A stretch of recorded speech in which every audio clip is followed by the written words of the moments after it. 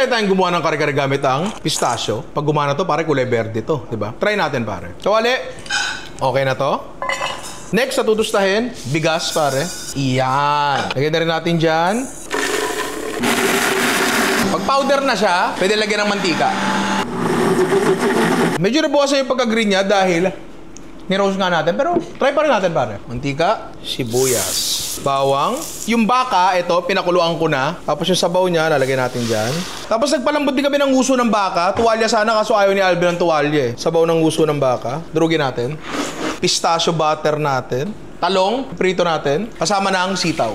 Yung karne natin, lagay na natin. Tapos yung nguso, gulay natin na pinirito. Pechay. Patis yan. Tsaka syempre, Knorr. Chicken powder, pare. Pag nandiyan ako, walang ulam na matabang, pare. Hindi siya naging sing verde ng inaasahan ko, pre. Mukha lang siyang kare-karing tinamad yung nagluto o kaya nawala na atswete. Bakit ganyan ang kare-kare, Mau? Kuha tayo niyan. Yan natin dyan. Yan the perfect bite. Okay, may totoo ko sa inyo dito. Mas malasa pa rin talaga yung mani. Hindi siya sobrang sama. Kasi ginamitan nga natin ng Knorr chicken powder yan. Tapos, masarap yung bagoong namin, di ba? Decent siya. Sakto lang. Pero yun nga, walang binigay na special yung pistachio considering na ang mahal-mahal niya. I mean, pwede nyo pa rin i-try kung gusto nyo. Sakto lang naman siya, pero sayang. Siguro try natin sa ibang mani next time, no?